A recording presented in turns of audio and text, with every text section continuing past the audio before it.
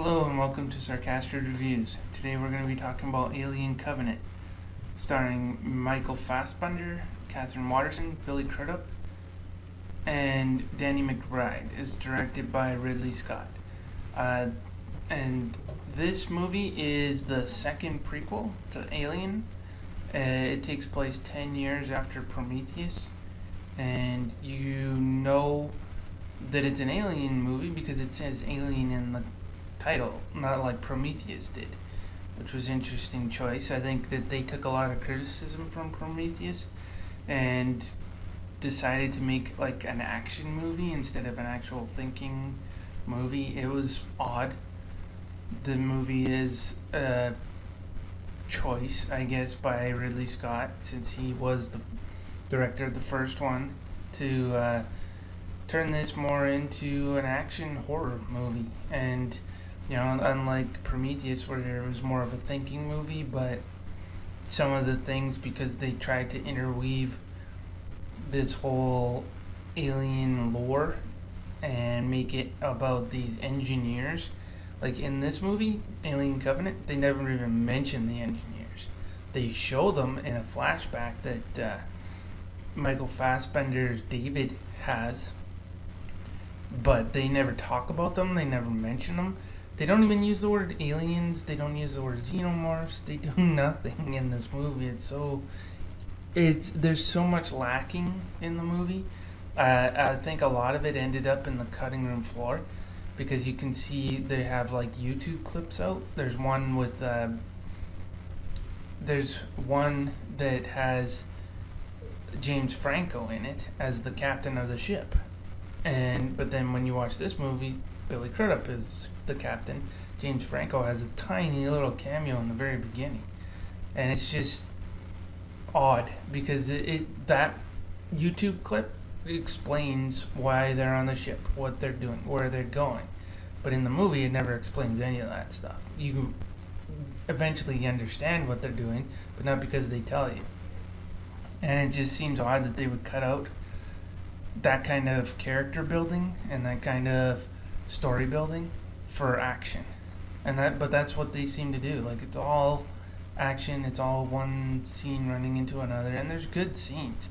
It does feel like an epic movie. It is directed well, but it's probably an editing choice that caused it to be this way. But you know, you have Michael Fassbender, he's playing David, and he's also playing an android called Walter, who has like a Texas accent a little bit. Not much, just a tiny little bit. And he's like the upgraded version of David. And they have disagreements, of course, but you learn that this is 10 years later, and that Elizabeth Shaw is dead, according to David. She died in the crash, but you find out later that that's not true. But there's so much weirdness that's never explained. But basically, this group of couples, married couples, I think one, maybe two are gay. One is a gay couple, and they're on their way to this planet with a whole bunch of colonists and embryos, so they can colonize a planet. And they have an accident, and because of this accident, they end up picking up a distress signal, and it's actually Elizabeth Shaw singing Country Rose. So they track it down, and they find that it's this other planet that's like actually better than the planet they were going to as far as being habitable. So they decide, the captain decides, that Billy Crudup decides that they should go and check out this new planet and basically abandon all the research and everything that people have done to go to this other planet.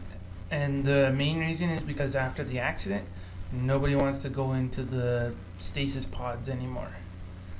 And it's kind of a reasonable thing, but still. Like, it was going to be, like, I think another 10 years, they were saying, to get to the new planet. So they go to the alien planet where David is and where their ship crashed, and they run into aliens, and that's pretty much it.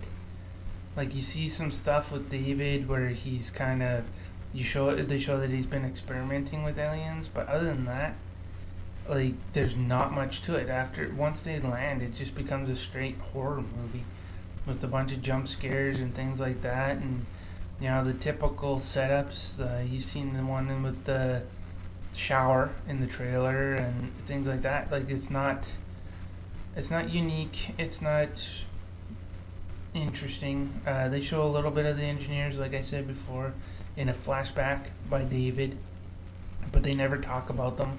They never mention them. They never. It's odd. It's very odd. They seem to have abandoned a lot of the stuff that they were trying to create in Prometheus, and that might have been a result of criticism, but still, like, even the things that they cut out that had nothing to do with Prometheus, like just character building moments like that. There was 10 minutes, I think, of that dinner scene where they were building characters that they just completely cut out of the movie and put on YouTube. And you shouldn't have to go to YouTube to find out what kind of characters are in the movie you're going to watch, or the movie you already watched. Like, it seemed like a very odd way to do things. But the action is good. Michael Fassbender is very good. The special effects are great. The aliens are great. The lead lady, Katherine Waterston, she's okay. You don't really buy her as, like, the new Ripley. She didn't do as good a job of being the female lead in an action movie as Rooney Mara did in the last one. And Danny McBride is good too. Billy Crudup is a little odd in his action. Like, he seems to be like, he's a man of faith, he keeps calling himself, and he kind of has a persecution complex about that, and it affects his decisions. But other than that, it's well acted and it's good, but it's just, there's no characters, there's no characterization. David just because you watched Prometheus, but other than that, like, the characters are empty and bland, and yeah, it's an okay action horror movie, but as far as an alien movie goes, it's not that good. So that's Alien Covenant, starring Michael Fassbender, Katherine Waterston, Billy Crudup, and Danny McBride, and directed by Ridley Scott. And I'm gonna give it a 7 out of 10. Just because the action is good, the special effects are good. If they weren't so good, it would be a 6 out of 10 for the lack of characters. But other than that, it's definitely not worth buying or anything when it comes out on Blu-ray, unless you're a really hardcore Alien fan. So if you like this video, like, share, subscribe, or all of the above. Thank you, and have a nice day.